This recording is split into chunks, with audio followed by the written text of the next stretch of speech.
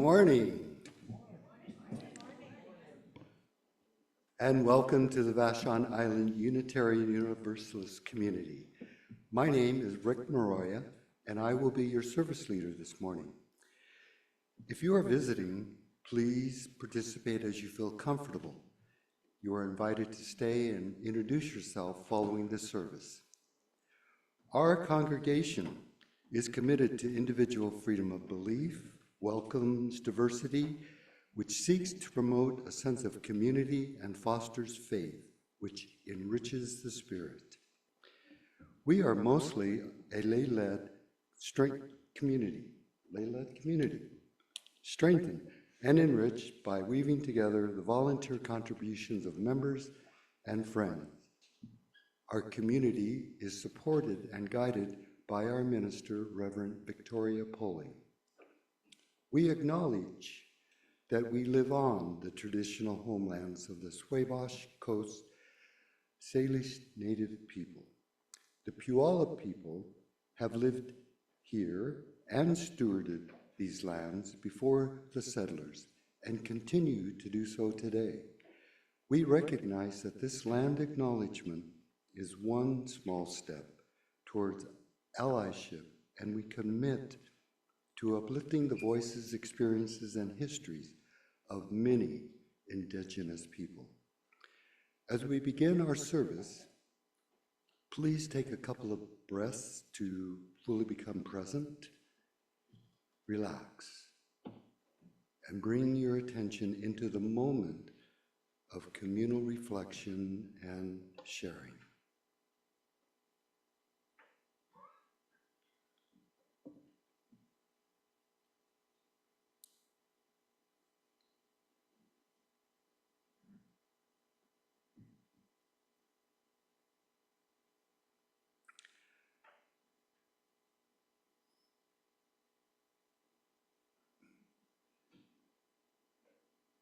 I would like to invite Mary DeMange to light our chalice and share our chalice lighting reading.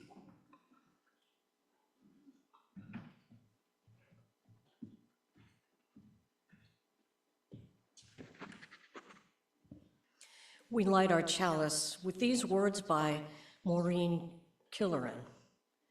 In these hard times, let us look first to the response of love. In the midst of challenge, may our chalice flame bear witness to the inherent worth and dignity of every human being. In the midst of uncertainty, may our chalice be a beacon of encouragement, that our values may guide our choices. Let us look first to the response of love.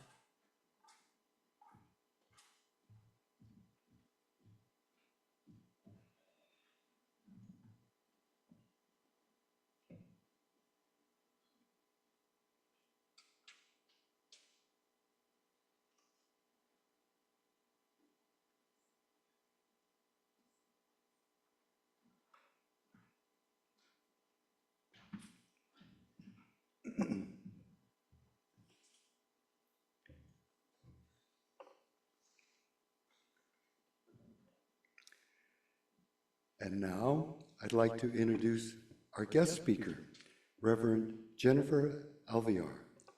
Reverend Jennifer Alvear, she, her, is a UU minister and spiritual innovator. She lives out her ministry at the intersection of health, equity, and public gardening.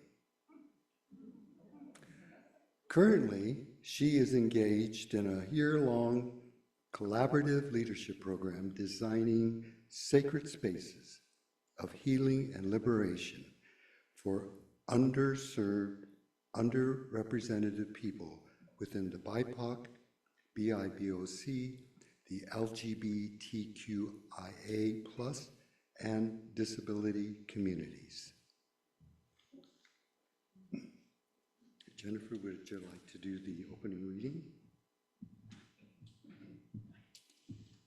Good morning. Welcome. So glad to be back here. I've been once before, and it's a delight to be reunited. Thank you for your kind introduction, Rick. So I invite you to join me in a call and response. I like to get everyone's voices in And I will open with a welcoming verse. So when I extend my hands to you as a congregation, you are invited to respond with these words. You are welcomed here. So let's begin.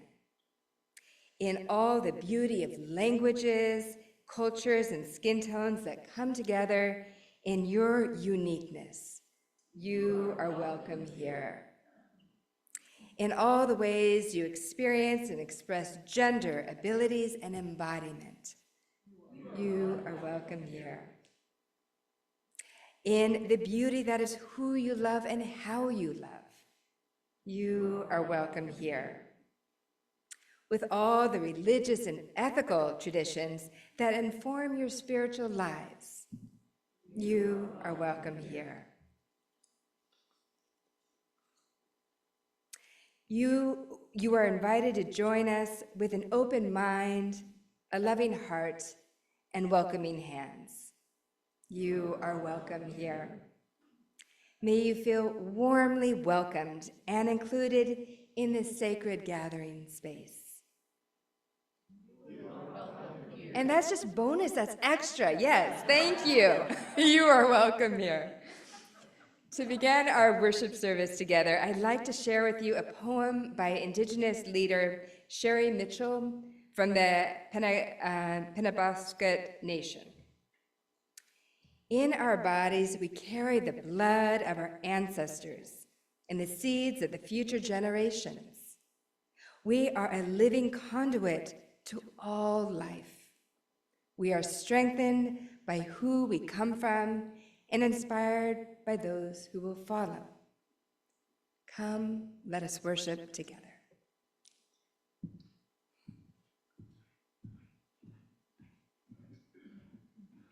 Thank you, Reverend Jennifer, for that reading. And our first song is hymn 1051, titled, We Are, It Is in Your Teal Hymnal. Please rise in body or spirit if you wish, and join us in singing.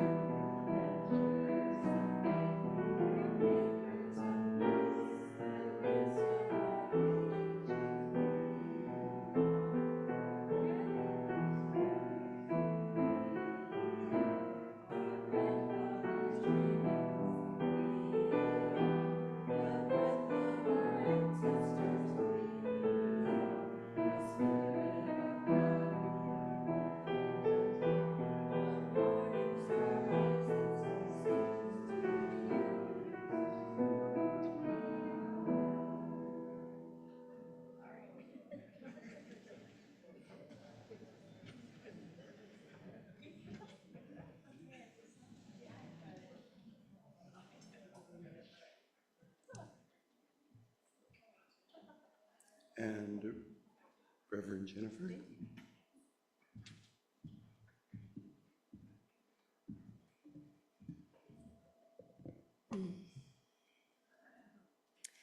Images hold power. They also influence how we treat people around equity, accessibility, and inclusion. Let me illustrate by sharing a story grounded in the natural world. One morning in mid-October, I enjoyed a leisurely walk through Seattle's Washington Park Arboretum. Gorgeous, crisp autumn weather. Beautiful red and gold leaves, similar to what we have here. Along my path, I noticed a little girl gazing up at the sun, she's gazing up at the sun. And I was struck by her expression on her face. It was filled with awe. Her enthusiasm was infectious. As I drew near, she extended her glasses to me and asked, "Wanna see?" And these are the solstice glasses. And I said, "Absolutely." So I put them on.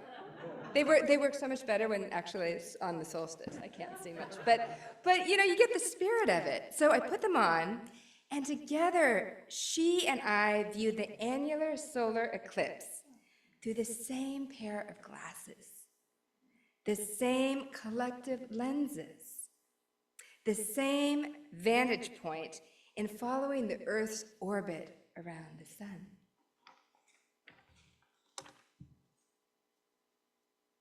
The vastness of the world suddenly felt intimately tender and personal through the spirit of shared unity. This is what equity should look and feel like around accessibility and inclusion for all. Equity is like a pair of shared solstice glasses, a communal gathering space where we exchange our individual lenses with each other to perceive the world through new filters, a spirit of curiosity and novelty, an alternative perspective leading to greater insights, understanding, and compassion. A grace-filled space where differences are held with integrity and wholeness. The kind of equity that calls forth a childlike enthusiasm for collective beauty, wonder, and awe. Today, I am engaged in an innovative ministry intersecting health equity and public gardens. If this ministry sounds novel and different, you're not alone. I didn't realize that such a thing existed, that is, until I happened upon the Seattle Sensory Garden, located next to the Woodland Park Zoo. The Seattle Sensory Garden is an inclusive public space for people of all ages and abilities. Visitors can interact with a natural and constructed element specifically designed to invigorate the five senses and rejuvenate the spirit. Sensory gardens provide therapeutic benefits in cultivating mindfulness and reducing stress for neurodivergent and neurotypical people alike. Here are a few photos that I took from my garden visit.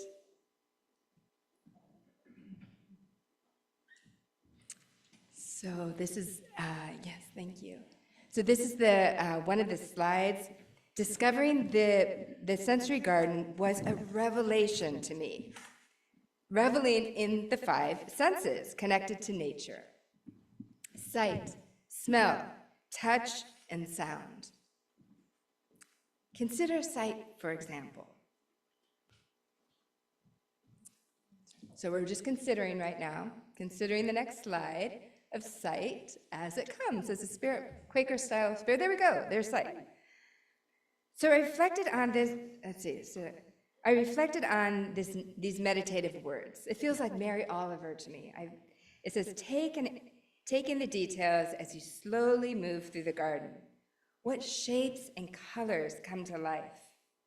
Notice the texture of a petal or a leaf.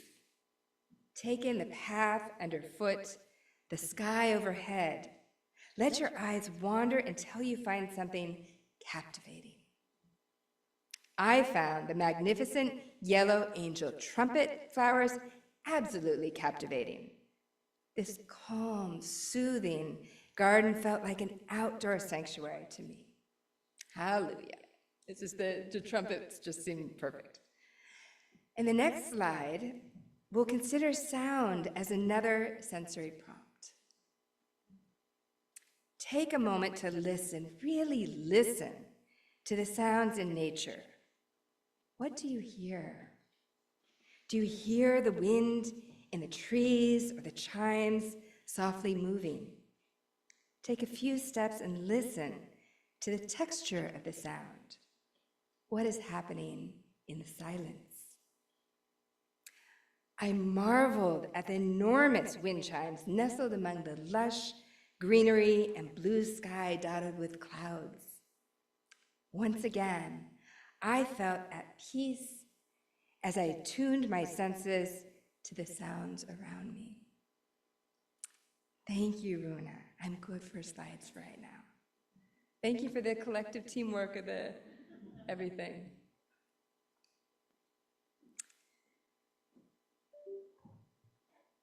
And then, thank you. And then let there be light. And then I wept. Why? Because I felt truly seen and witnessed in the fullness of my humanity, without words, without verbal expression. In this garden's quiet, nonverbal presence, I could relax and breathe, silent, held, affirmed. For me, words are both a gift and a wound. I come from a long line of educators and storytellers. The leaders in my community were professors at podiums, preachers in pulpits. Growing up, I equated the written and spoken word with leadership and social change. This is the narrative that I inherited from my ancestors. Sometimes, however, a rupture occurs. It upends the status quo. It caused me to reevaluate stories passed down from one generation to the next. My ministry today grew out of such a rupture. It led me to ask this question: what does it take to repair a world in need of greater healing and wholeness? I believe that any story of transformation begins with both a gift and a wound. My story is no exception. At 6 years old, I was enjoying a summer play date with my best friend at a local swimming pool. I complained of a headache, and the next thing I knew, I arrived at the emergency room, comatose and paralyzed. It turns out that I was born with a clot of abnormal blood vessels called an arteriovenous malformation, AVM for short. On that day, the blood vessels ruptured, resulting in a life-threatening brain hemorrhage. Mind you, I was born in 1970. My illness occurred in 1977, 13 years prior to the Americans with Disability Act of 1990.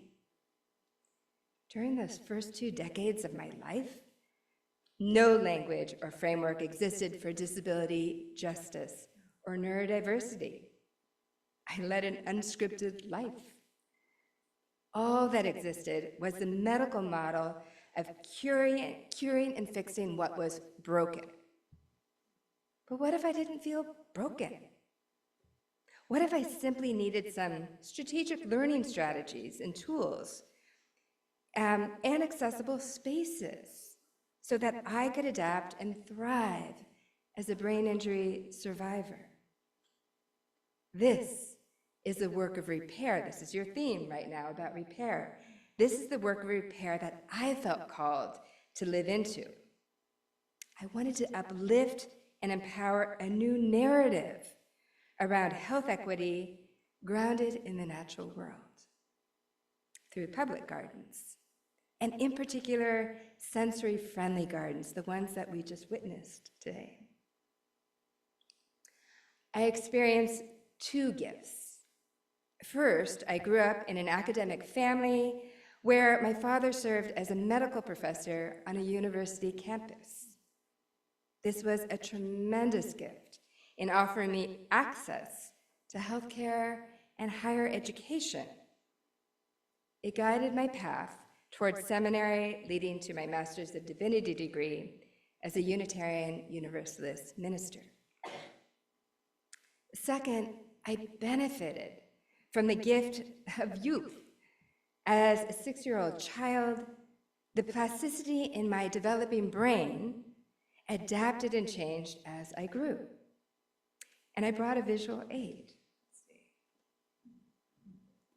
The brain. Literally, a model of the human brain. So, to illustrate the scientific workings.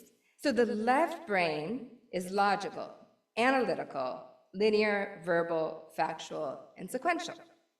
The right brain is creative, intuitive, artistic, nonverbal, emotional, and imaginative. Oops. Okay, so I've got my brain. I'm looking for the thing. Does it matter if I have it on, like the little, no? It's on the podium. There it is.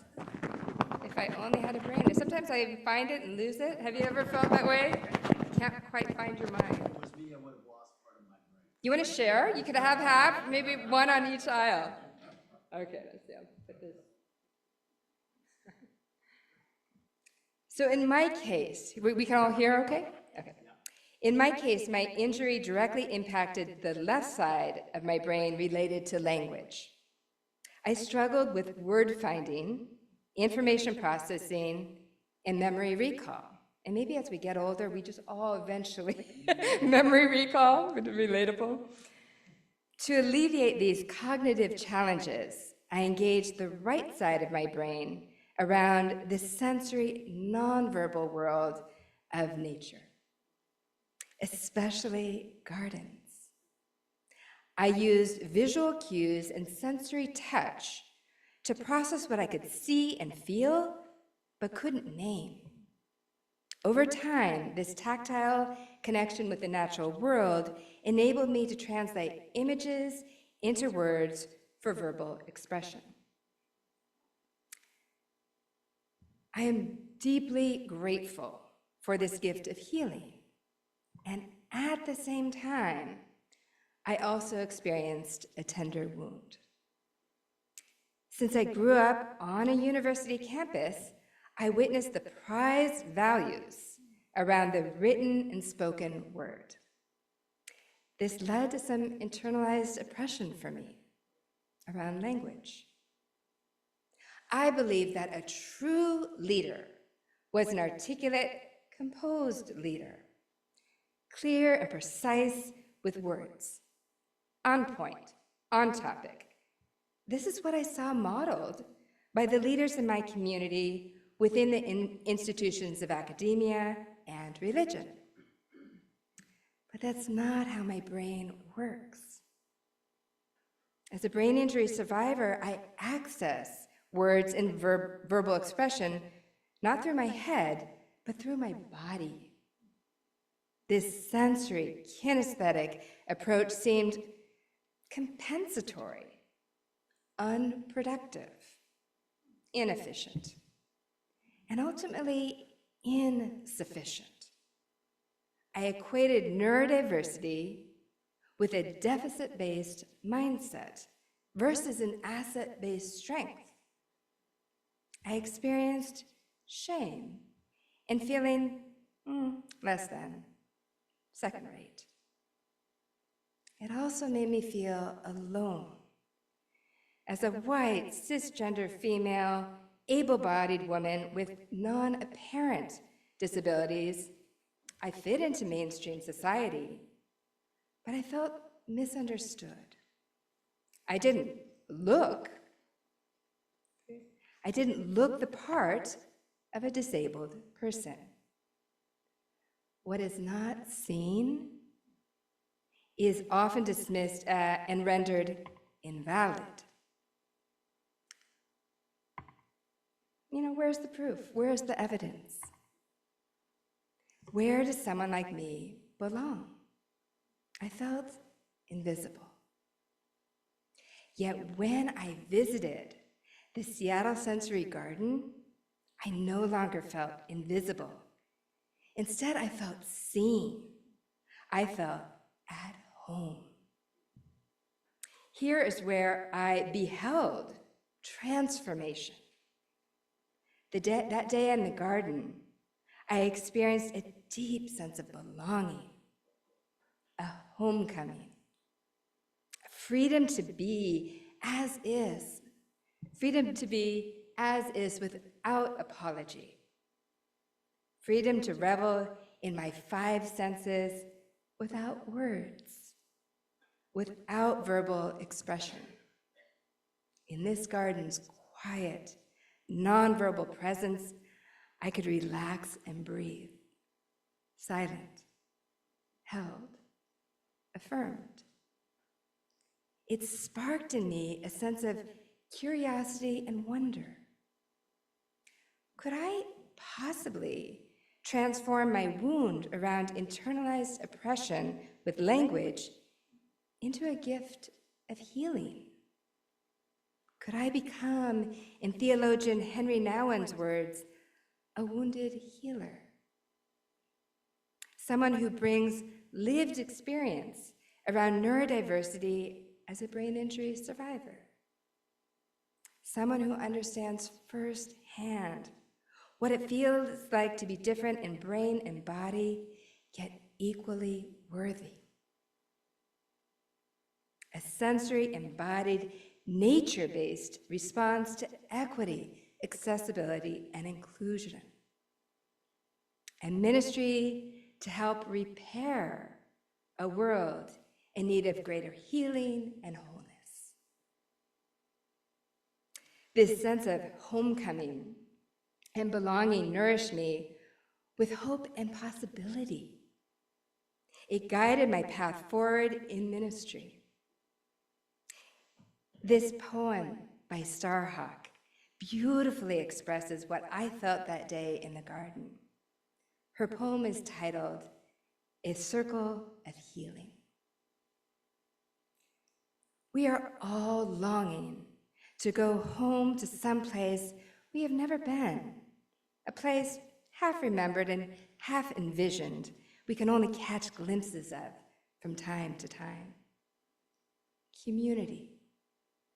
Somewhere there are people to whom we can speak with passion without having words catch in our throat. Somewhere a circle of hands will open and receive us. Eyes will light up as we enter. Voices will celebrate with us. Whenever we come into our own power.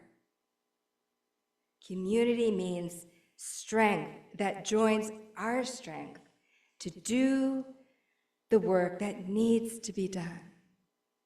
Arms to hold us when we falter. A circle of healing. A circle of friends. Some place where we can be free.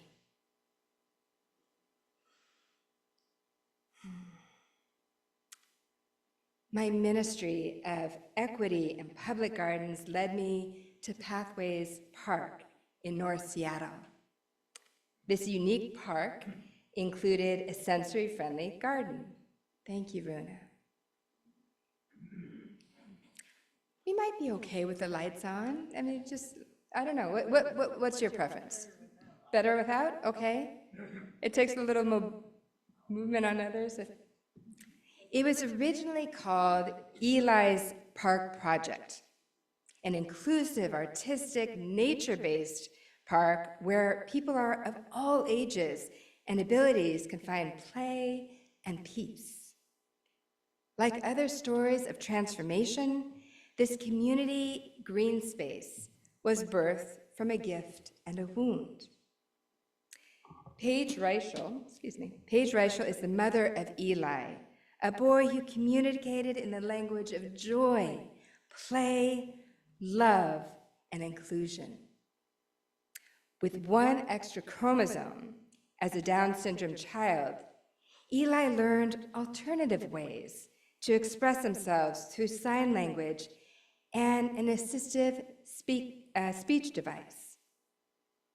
He lived less than 4 years, yet he made an indelible mark on his family, friends, and larger community. I think that's good for our slides, Runa. Thank you so much. Together, people collaborated in designing Pathways Park as a community space of belonging. In architectural terms, form follows function. When you make an environment accessible, it benefits everyone. This community embodied love and justice in concrete, tangible ways where all felt welcomed. Beautiful. Eli's powerful story offered me a new lens in advocating for disability justice. In my vocation as a neurodivergent minister, I wanted congregations to live up to the same vision of equity, accessibility, and inclusion within spaces of worship like this. I long for the form of accessible design to follow the function of inclusion for all. But here is where I experience an unmet need, an opportunity gap. Traditional Protestant churches are modeled after the hierarchy of preacher, pulpit, pew. The institution of religion, like academia, values the primacy of verbal expression and words. Yet, what if some brains and bodies process information differently? What if some people, like me, learn best through sensory touch and kinesthetic movement grounded in the natural world?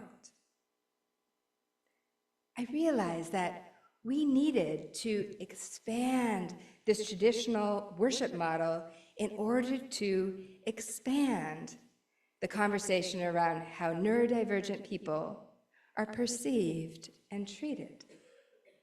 Why? Because each person has a valuable story to tell that contributes to the collective work of liberation, healing, and wholeness around accessibility and inclusion. And not everyone expresses their stories verbally. Some brains and bodies communicate their message visually, kinesthetically, experientially. What better way than grounding our diverse messages and diverse ways of being in the world through the silent, nurturing soul of creation where all things generative and life-giving are born. So, I decided to mix up the status quo, experiment with something different, beginning with a flower pot. This summer, I designed a worship service titled Planting Seeds of Possibility. Instead of a pulpit, I placed a clay pot with soil and a packet of wildflower seeds at the center of the altar. Instead of pews in the sanctuary, I gathered people in a circle of chairs in the fellowship room. Instead of a minister preaching a sermon to congregants, I reversed the roles.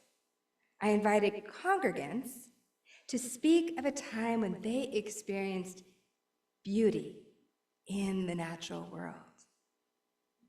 This sermon prompt was inspired by the Sufi poet Rumi, the Sufi mystic poet Rumi, who wrote these words: "Let the beauty we love be what we do. There are hundreds of ways to kneel and kiss the ground." This role reversal invited everyone's presence into the room where people could express themselves in verbal and nonverbal ways alike. It also provided an opportunity to connect people's bodies with the earth through the sensory tactile ritual of seed planting. People and plants are part of the same ecosystem. We are connected, not separate from the natural world. The collective work of repair involves nurturing the soil of the earth and the souls of people grounded in mutual care. Each congregant planted a wildflower seed in the flower pot altar. We sang Pete Seeger's classic folk song from Ecclesiastes, "To everything there is a season." And the song is also known as "Turn, Turn, Turn" by the Byrds. And then, yeah, perfect. So here's a photo of the flower pot that we blessed with wildflower seeds during our worship service in July. And here is the flower pot 3 months later in October with 2 pink zinnia blossoms and a red nasturtium blossom. This is, yeah, thank you. It was beautiful. But actually, the nasturtium blossoms and zinnia came when, I don't know if you participated in the UU Climate Justice Revival, but that the little red nasturtium was in the bud at the beginning of our worship revival, and at the end it bloomed, and then October the zinnias came out. So I think we're going to transition to one slide later, if we could just do that. I'm sorry, it's a lot of moving around, but this is, well, that's for later. But we, you know, we're, I think, off, and then we'll do you got a sneak preview of the birdhouses. So let's see. Oh, so what was the message of this collective community building sermon, Planting Seeds of Possibility? I believe the message was this: neurodivergent people are like wildflowers. When we cultivate a diverse ecosystem with rich, nourishing soil, we co-create a vibrant life together. Species of all kinds grow and thrive. This is the gift of a healthy garden in its most natural state. A fertile green space, alive with cross-pollination of ideas, people, and diverse ways of being in the world. When we design a sacred space where all brains and bodies are welcomed, then form follows function. It nurtures a place of accessibility, inclusion, and belonging for all. I was just noticing that I was sharing that I'm wearing a necklace with a hummingbird. We're known to sweet nectar, cross-pollinating, and nurturing and bringing new life. So now for the benedictions, where we can do the bird slides. So I invite you into a visual meditation. Imagine yourself as a bird. Choose your own birdhouse. There are many different colors, shapes, and symbols. Notice how each birdhouse is a little tattered and worn. Life is like that. It is the mark of community. We are all in need of some tender mending. This is why we need one another. Together, with love at the center, may we feel sustained and nourished in the collective work of repair. One twig at a time, one chirp at a time, one gift at a time, one prayer at a time. May it be so. Amen. Shalom, salam, namaste, and ashe.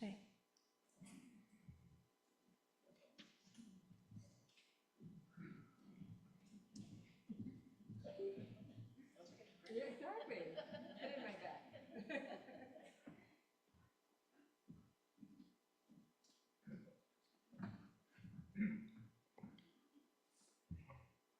Thank you, Reverend Jennifer. Those are very thoughtful words. So let's hold a moment of contemplation and self-reflection.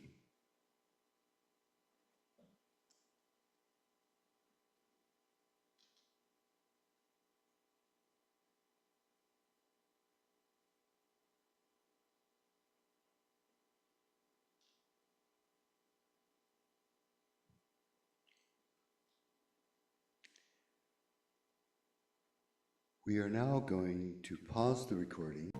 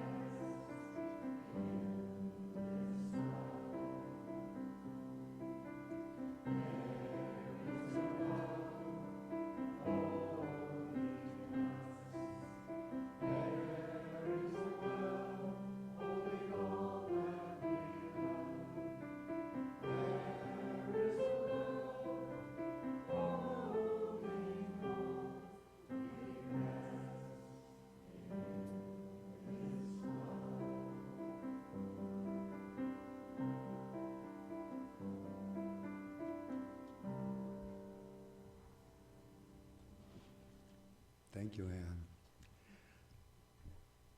We will now resume recording as we finish the service. As members and friends of the Vashon Island Unitary Universalist, we commit to supporting our congregation. Financial resources help us to pay speakers and staff and support our social justice program and maintain our buildings. Please support VIUU with your pledges and offerings so that we can continue to be a vital community. Our congregation engages beyond our walls for peace, social, and economic justice, freedom of belief, and protection of our earthly home. Once a month, we contribute the financial offerings to a regional, national, or international organization that aligns with our values. This week's offering supports our beloved VIUU community. Will the greeters come forward as we present our offerings? Please join us in singing "We Give Thanks." And those words are printed on the back of the laminated order of service or in the inside cover of the gray hymnal.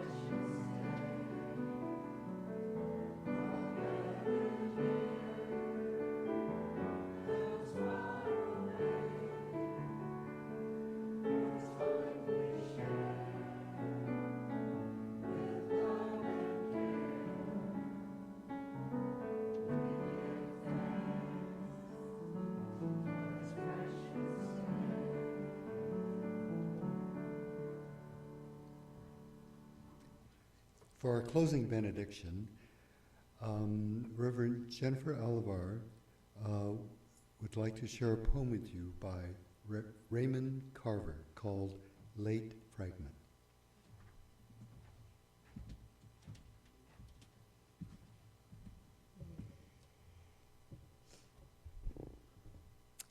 Yeah, so Raymond Carver in Late Fragment said this.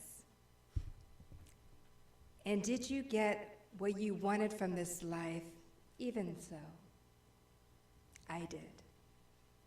And what did you want?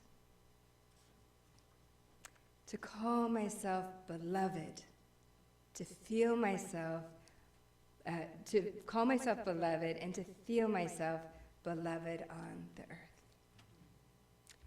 May you be blessed, beloveds. Go in peace, go in joy, go in love.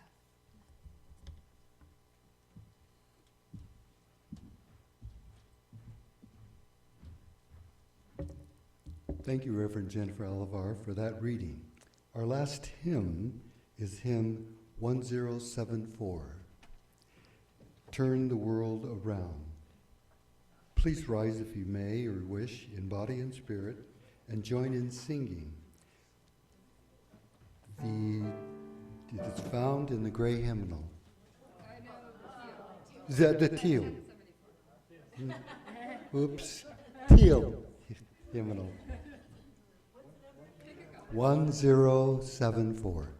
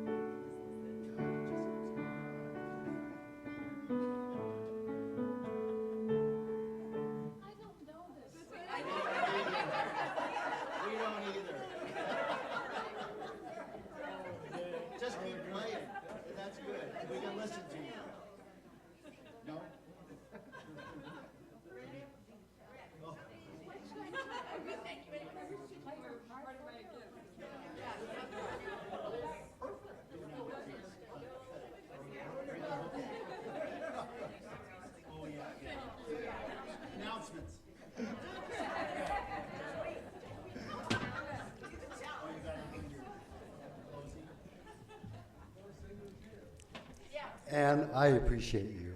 And I think you were the most honest person in this moment. Thanks for bringing us joy at this special time.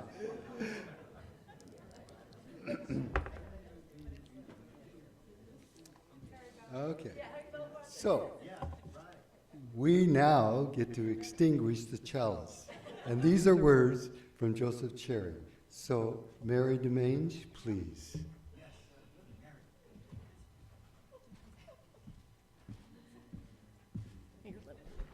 Can I have a match? I want to light this. No, just kidding. This is perfect. Prayer for Living Intention by Joseph Cherry. If we have any hope of transforming the world and changing ourselves, we must be bold enough to move into our discomfort, brave enough to be clumsy there, loving enough to forgive ourselves and others. May we, as a people of faith, be granted the strength to be so bold, so brave, and so loving.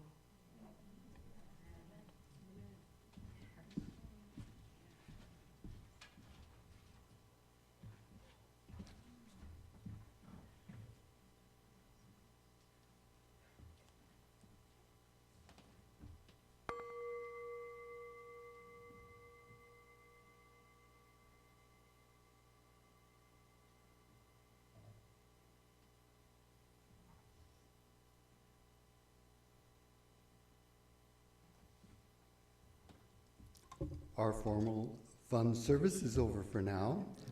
I'd like to give a special thanks to Jennifer Elevar, for Anne, for Mary, for Runa, and Setup Team Group Number 1 for all that you do today for this service.